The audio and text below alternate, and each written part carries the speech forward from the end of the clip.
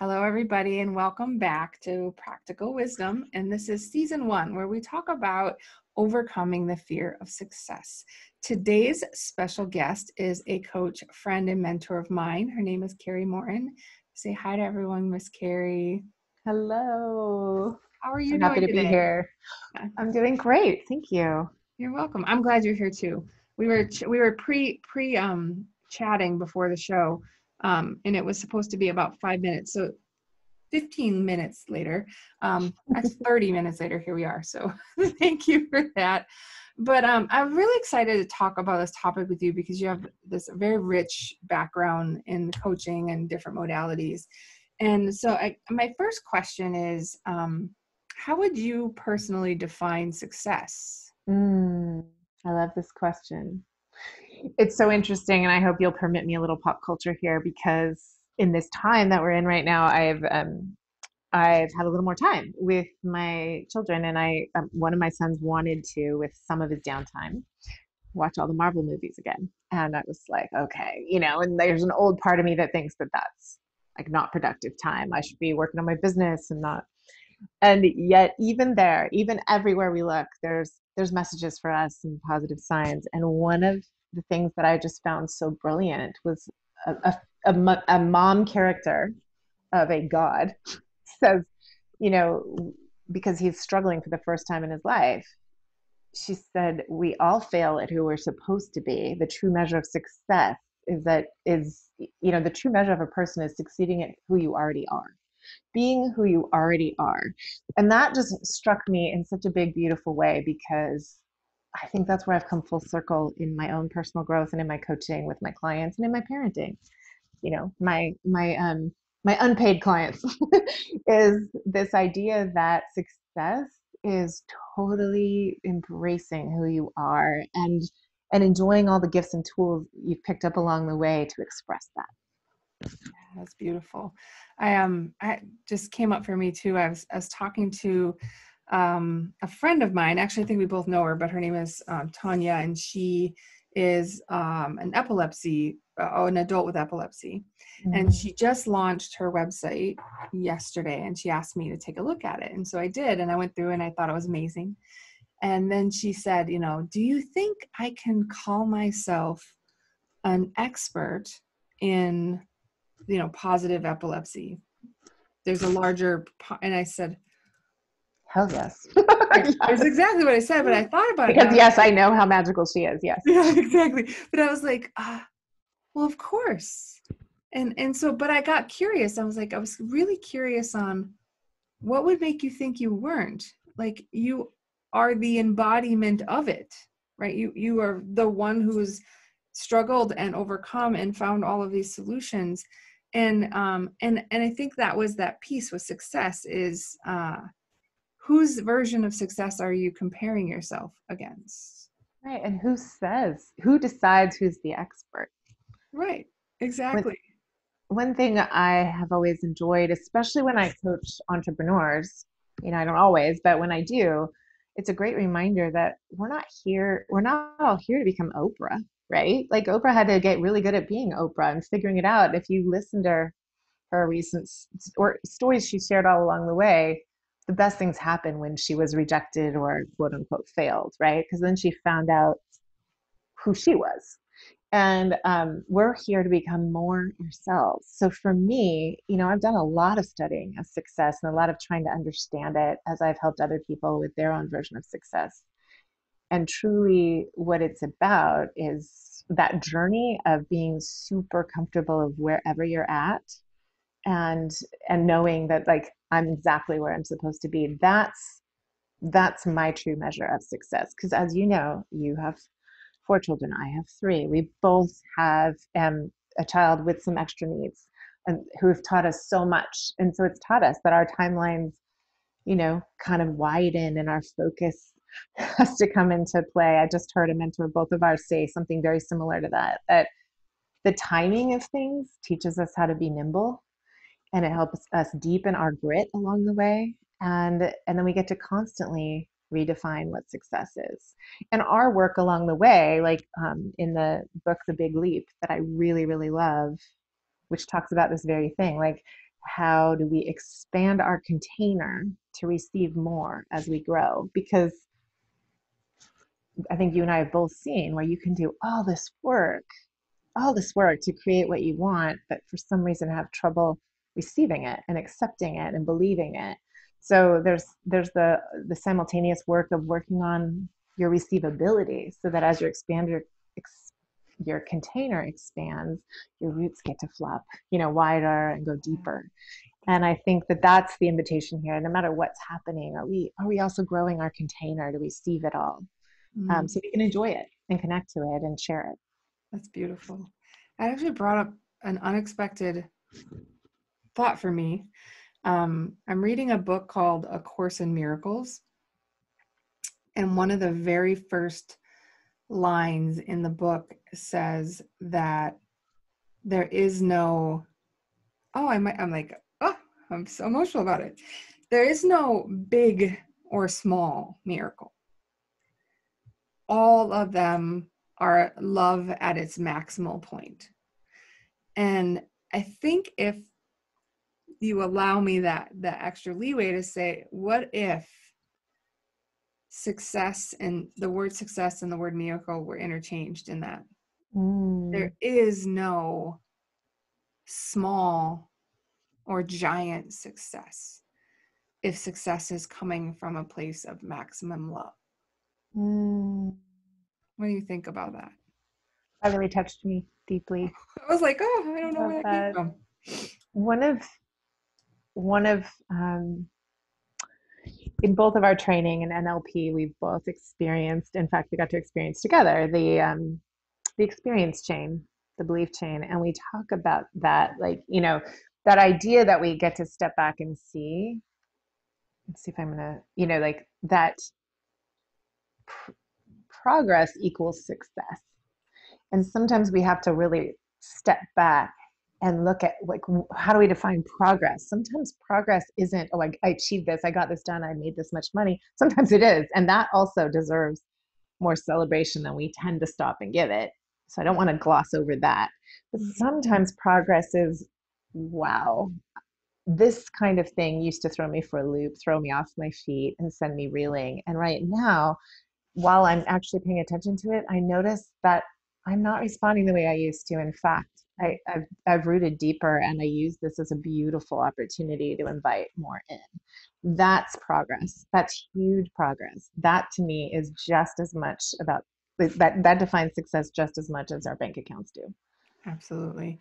And a great example would be my current today's version of success is learning to be more and do less.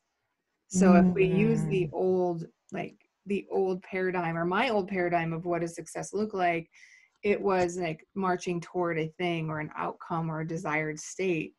And really right now I'm choosing to define success as being in the state that I'm in, which is really hard for me actually. Like I've always been a very doing will uncover clarity. But sometimes being is also a way to be clear. And mm, so I've found it, I love hearing what other people think because I'll very often, I think we say success is like how many dollars are in the bank account, right? Or did we become the first CEO of, by 30 or those types of things. But what if what you want and you desire is not that, right? mm, Is it any less success? Is it any less a miracle? I don't think so. So that's kind of where I'm standing with that. So if we pick our version of success, you and mm. I have our own thoughts on that, then what is fear? Like, how would you describe fear? Independent of success, just what does fear look like or show up for you? Oh, this is a great question because it's a big topic right now with my children. Just happens Mm, to be it's that time of year where you're ending the school year and thinking of the next year, taking some leaps into college or the next grade up or high school for the first time, that kind of thing. So we talk about that, and I can relate, and so can my husband in different ways. So for me, fear fear has some different forms. It's here to tell us something. It's here for us. Sometimes it's to signal, like, this thing that you're afraid of is coming up because you need to walk through it. Like, I used to always say, like, what's one thing that I'm afraid of, but I know if I step into it, it's going to help me grow. And that would be something like stand-up comedy or something like that. Like that's big, but it comes up for me. It's like this thing there that I'm like, okay, I need to do it. But then obviously fear is also really helpful, like that it teaches us to listen to our intuition. I mean, when something isn't safe, it really like, so like it shows up in different ways. The way I think it gets in the way of success and we think it's fear is really just our inner critic being afraid of change and needing a little bit more information and a little bit more checking in and grounding before it can say, okay, let's go ahead and go for that. So I feel like that, like, if we're not paying attention and we just go, oh, I'm afraid, so no, I'm not going, then we keep ourselves where we are and we don't grow. Like deciding what kind of fear it is it here to challenge me and invite me? Is it here to keep me truly physically safe? Or is it here to keep me safe from success? Because that's not what I want, Yeah, absolutely. So and you can think of it like a friend. Um, there's our supportive friends, there's our like challenging friends, and there's our, sabotaging friends. And like the supportive friends seems like the best, but truly sometimes they're keeping us from growing. Mm, And that's kind of how fear shows up for us. It's like that friend that's like, we're fine. Let's not do that. so good. Yeah. So is fear good or bad? I I it's funny because it would be I would it, I don't want to be so quick to say it's good, but because I've done a lot of work to believe that everything that shows up is good for us to kind of grow through and go, huh, that's interesting. Let me get curious about why I'm feeling afraid. I think it's good. I think it's good. It keeps me awake to what's coming up and what needs attention. Yeah. It can be bad if we let it like have the keys and take over, and we stay in a state of fear and we don't ask for help. Yeah, fair enough. I think for me, I've come to a place where I believe that it's an emotion, and so it doesn't have a judgment of good or bad. It That's it a good just one. it just is part of our body's innate alarm system that says, "Hey, there's a saber-tooth tiger or something equivalent to that around the corner. You should pay attention." And then it's how we decide to respond. I think that gives it a judgment or possible judgment. No, it's a really beautiful distinction. I'm glad you made that because you're right. It's the meaning we attach to it. The stories we tell ourselves, right? That we're just Mm-hmm. like, oh, that I'm scared of that, and so it's stopping me from doing it. So if we recast that, so if we believe that fear or emotions are there to help us go to be our best selves, then fearing success is really like not listening, right? And not knowing where we're going, kind of at both sides of that. So in your, like, you've been coaching significantly longer than I have, not because you're older, but just because you've been doing this longer. But I am. By like 5 minutes. I just had a birthday. I'm older now. So what are some ways to even recognize if an emotion might be stopping you from being your best self, if that's how you define success? Are there any practical things that you've worked through in your different teachings that might help others? I think that um, having a practice, well, if you have a daily way of checking in with yourself, a daily ritual where you allow room for that to come up, whether it's through writing or meditating or through movement, but having some way that like you don't hide from yourself, right? But it's loving and it's not like being in the interrogator seat.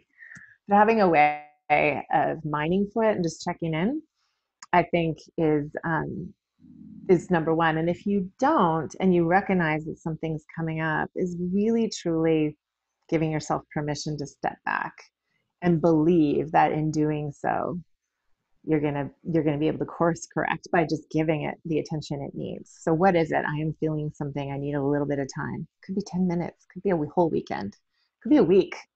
But given whatever the context of your life and your parameters and your could be just the bathroom, right? Yeah. But what is it? what, because I think that's what we're learning more and more from like even wiser sources that we have access to now. If you can name the emotion, name the feeling, name whatever's coming up without judgment, you're going to be able to move through it with like the team of all parts of you that are here in your favor. So am I answering your question? Because I feel like No, I you just do went off work. into So this no. visual. Yeah. I No, saw I got myself in you. the bathroom, like gathering all my parts, right? They're so fun. I think that Yeah. like what I heard, if I could rephrase it, there are a couple really good little nuggets. Like the first is making making time for awareness of the feeling of fear, so Mm-hmm. that you and naming that, right? So okay, I'm in the bathroom, putting my makeup on, and then I'm like, wow, I'm really nervous to go out without makeup. Okay. Why am I feeling that? What is that? Why is that showing up for me? So that awareness. And then you gave a couple really great opportunities to daily check in with yourself to say, hey, am I holding myself back from this outcome? Is through journaling or movement. I know a lot of people like walk or work out, and during that silent time, they use that as an opportunity to check in. And the other was meditation or prayer. They're all ways to be still and to see. But I really love the other one that you brought up, which was I think counterintuitive maybe to some people, was the idea that, if you're charging forward towards success, you should stop and back up and take a look at what's stopping you. Slow down so you can speed up. Yeah. Yeah, and for me, I mean, that is like my lesson that I keep repeating because I haven't learned a lesson all the way yet. But I remember a few years ago being a big conference, and I um, I was talking to another coach there, and we were discussing like being successful, and I was in a pity party mood, and I was like, I don't know why I'm not successful. I'm working harder than everyone else. I'm taking all this feedback. I'm doing, and the person, and of course at that point I thought they were idiots. The person says, well, maybe you just need to slow down to speed up. And I was like that makes no sense to me. But it was that, right? It was pausing and then taking stock of what it was I was fearing. And sometimes your success is scary if it's new, it's a new state of being for you. So it is change, right? You may like consciously be rocking towards success, and monkey mind and lizard brain are going, no, no, no, no, no, no, no. What are you doing? Don't do that. Right. So we're fighting our own self sometimes on that pursuit of going forward.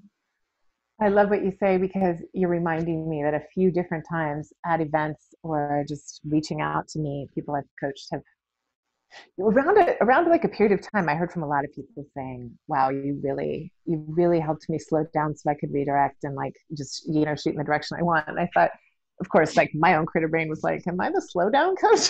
I don't know if I want to be that. And then I thought, well, that's good because that has been my lesson. And we do, our struggles are the gifts we give to others. So I'm glad that more and more of us, I apologize about my dog. More and more of us are really embracing the fact that we can't move ahead and leave ourselves behind.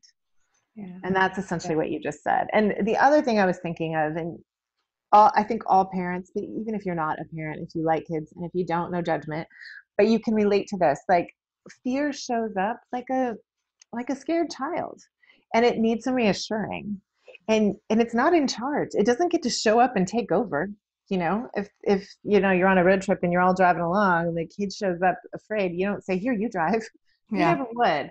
So it's a really great opportunity for us to stand into our wisest, most nurturing selves and address it and embrace it and say, you are part of this. You are part of this.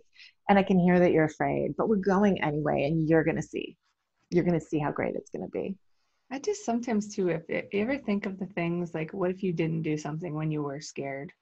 So Right. I remember being in line. I was like just old enough to ride Shockwave, which is this crazy roller coaster 30 years ago, in Great America in the Midwest. And I was petrified. I mean, petrified. I am a big giant scaredy pants.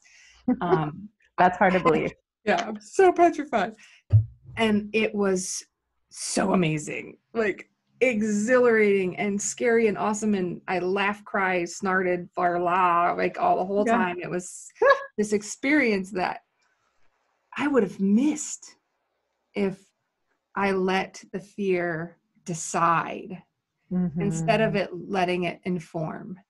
And Mm. maybe that's an opportunity to consider is instead of the fear of success stopping you, what if it can inform you of a way or a path or a moment that can help you stand in success and be authentically there with all the excitements that that could bring.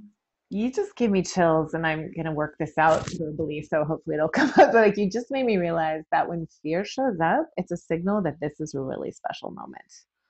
Mm. Like, it really is, like, you're gonna remember this because there's some things about this that are huge. So of course you feel fear Of because course. it's important, and you've worked hard to get here. Yeah. I don't know. There's something about that that makes it feel like fear shows up when it's really like gonna be a big thing you look back at and are so glad about. Yeah, I Wouldn't think that be cool if we knew that? what if Oh, that fear's here. what This if that means was true though? Like even if you don't think in a positive way, but you're thinking moments that are sad. My father passed. We were around when my father passed about a year ago and I was afraid, but I remember, right? I mean, it's there forever. Those memories are there forever because they're attached yes, to that extra bit of sensory input. And yes, so what if we decided that like the fear is the signal that this is going to be something you're going to hold on to. So pay mhm, attention, right? You might really need that to take yeah. you somewhere. Fear's like the wrapping paper on the gift. Oh, and what if you don't unwrap it? Oh, Yeah. that would be terrible. That would be terrible. Wow, what an interest. And this is a great conversation. I have to go talk on this a little bit and calm myself down. I've got myself worked up a little bit. But it's so wonderful to get an opportunity to be coached with you and interview you and talk to you. Some of Back the at things you ya. brought up, oh, thank you.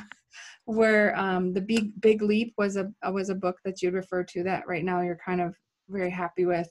Mhm. Some parts of really dealing with fear, if it comes up for you, we came up with a lot of them, but the idea of having a daily ritual to check in either through movement, through prayer, through meditation, through journaling, and even just kind of reframing fear as an opportunity to pay attention to what might be unfolding in front of you.